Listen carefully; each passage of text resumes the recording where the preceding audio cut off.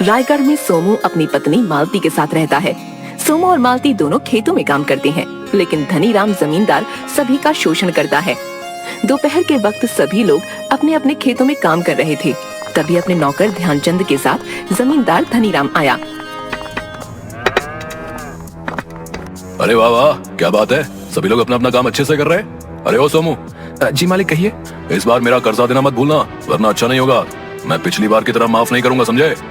मालिक साहब, मैं समय से पहले आपके पैसे पहुंचा दूंगा। बाकी सभी भी कान खोलकर सुन लो कि मेरे पैसे समय से पहुंच जाने चाहिए, समझे? चलो ध्यानचंद। मालिक सभी को ये बता दीजिए कि आप कौन हैं।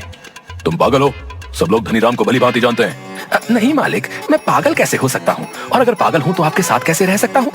मालिक, आप किसी पागल को अपने साथ थोड़े ही रखोगे। ध्यानचंद, अपना मुंह बंद करो और मेरे साथ चुपचाप चलो। ठीक है मालिक, लेकिन मेरी एक बात समझ में नहीं आई। बोलो कमअक्ल इंसान, क्या समझ नहीं आया? मालिक, ये लोग आपसे पैसे लिए भी नहीं है, फिर भी आपका कर्जा इनके ऊपर कैसे हो गया? अक्ल के दुश्मन, इन सभी को कभी ना कभी उधार की जरूरत पड़ी थी, तब मैंने इन्हें उधार दिया।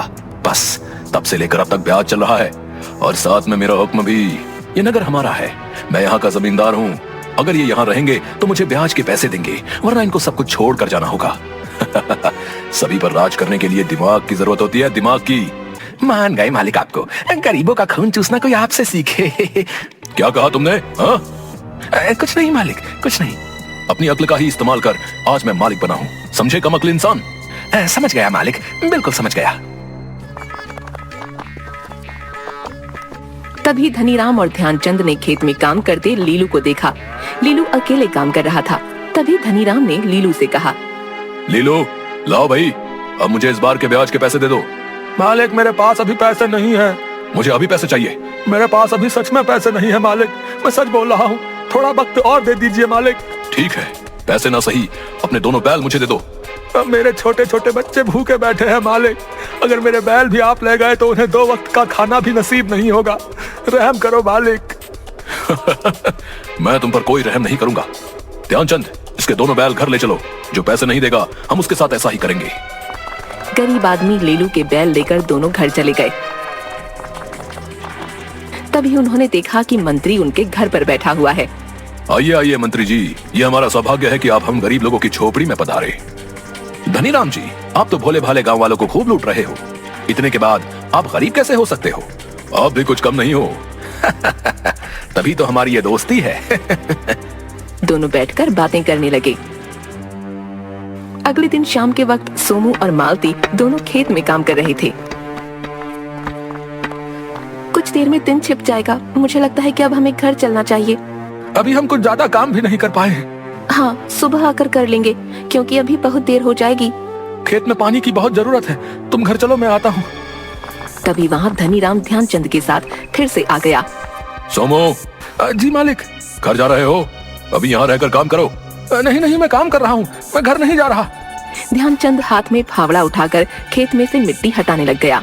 धनीराम भी खेत में घूम रहा था, लेकिन तभी फावड़े से कुछ टकराने की आवाज आने लगी। ये कैसी आवाज है? ये आवाज कैसी है? जरूर यहाँ कुछ ना कुछ है। मालिक, ये एक मटका है। क्या सच में यहाँ एक मटका है? जी मालिक, अभी निकालता हूँ। हाँ, जल्दी निकालो बाहर। सोमू ने मटका बाहर निकाला। धनीराम ने मटका लिया और खुशी से नाचने लगा। वाह वाह, बहुत अच्छा, बहुत अच्छा, एक और मटका। अब मैं अमीर हो गया, मेरे पास बहुत सारा धन दौलत हो गया। ये मटका मुझे मिला है तो ये मेरा हुआ ना? इस नगर में हर किसान के खेत पर धनीराम का हक है, समझे? ये मटका मेरा है। मेरे खेत में मिला है तो आप इसे नहीं ले सकते। ये नगर मेरा है और मंत्री जी मेरे मित्र हैं, इसलिए अपना मुंह बंद रखो, नहीं तो मैं मंत्री जी को ये मटका दे दूंगा और तुम्हें कारागार में बंद करवा दूंगा। मालिक, ये मटका मुझे दे दो, मैं गरीब आदमी हूँ, इस मटके से मेरे परिवार का भला हो जाएगा। नहीं, मैं ये मटका तुम्हें नहीं दूंगा। सोमू और मालती उदास होकर अपने घर चले गए। रात के वक्त अपनी झोपड़ी में मालती उदास बैठी थी। तभी सोमू ने पूछा, अब तुम्हें क्या हुआ? तुम इतनी उदास क्यों हो? हमें किस्मत से धन मिला था और वो भी हाथ से जाने दिया। मैं कर भी क्या सकता था, वो बहुत ताकतवर लोग हैं, राजा साहब से हमें झूठा फंसवा देते। हाँ, लेकिन उस बुरे इंसान के पास धन क्यों रहे? मुझे लगता है कि हमें राजा साहब की मदद लेनी चाहिए, उन्हें सब सच बता देने की हिम्मत करनी होगी। मैं भी यही चाहता हूँ, लेकिन हम ऐसा कैसे कर सकते हैं? हम कल राज दरबार में चलेंगे। हमारे राजा बहुत दयालु और ईमानदार हैं। मुझे राजा साहब पर पूरा विश्वास है कि वो इस पापी से हमको बचा लेंगे। तुम कहती हो तो ठीक है, वरना जमींदार के खिलाफ बोलने की कोई हिम्मत नहीं करता है। अब तुम सो जाओ, सुबह राज दरबार चलेंगे, सब ठीक हो जाएगा।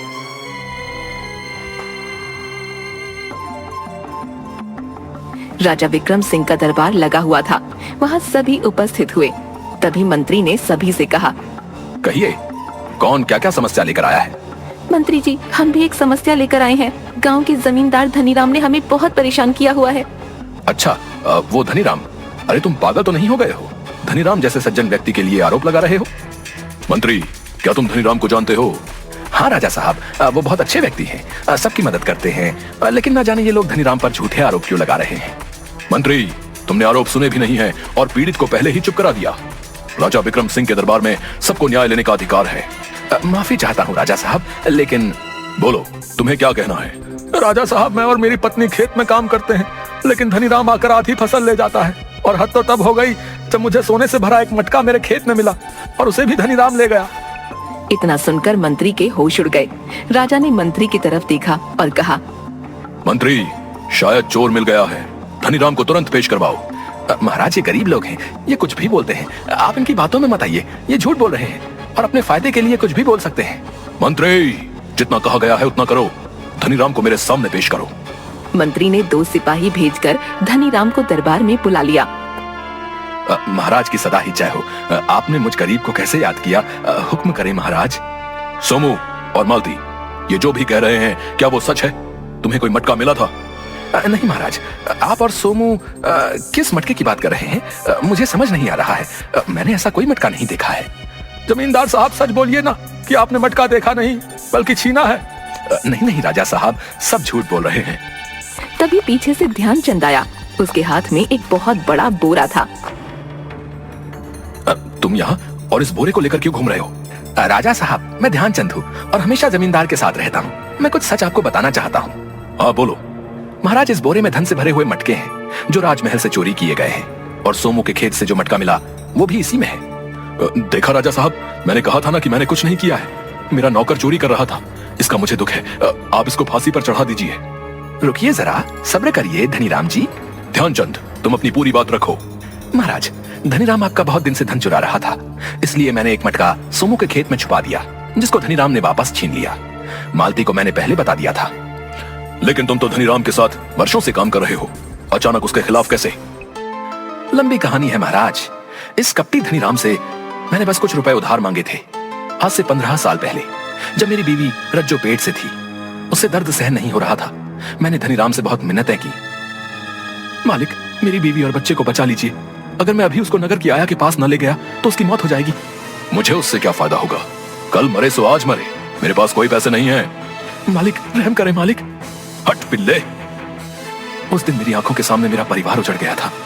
मैंने उस दिन से इंतजार किया आज का, और आज सब आपके सामने है महाराज। इस कपटी को इसके किए की सजा मिलनी चाहिए। पिछले कुछ महीनों से राजमहल का खजाना लुटता रहा है। हमें उस चोर की तलाश थी। आप तीनों का धन्यवाद जो आपने इस दुष्ट चोर को पकड़वाने में हमारी मदद की। नहीं नहीं, मुझे माफ कर दीजिए महाराज। सिपाहियों, धनीराम से सारा धन वापस लेकर इसको उम्र भर के लिए कैद कर दो। सिपाही धनीराम को लेकर जाने लगे, लेकिन तभी धनीराम ने रुक कर कहा, महाराज, मैंने गलती की है और मुझे सजा स्वीकार है, लेकिन मैंने ये अपराध अकेले नहीं किया है, इसलिए मेरे साथी को भी साथ भेज दीजिए। कौन है तुम्हारा साथी?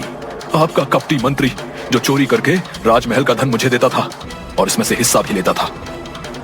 क्या मंत्री जी, आप भी? आप पर तो मैंने समस्त राज्य का कार्यभार सौंप रखा था और आप भी इस कुकृत्य में शामिल हैं। सिपाहियों, इस राज्य को ऐसे कपटी मंत्री की कोई जरूरत नहीं है, जिसने न सिर्फ धन लूटा बल्कि गरीब किसानों को भी दुखी किया। कपटी मंत्री को अभी फांसी लगा दी जाए। नहीं नहीं, माफ कर दीजिए महाराज, माफ कर दीजिए। सिपाही मंत्री और धनीराम को ले गए।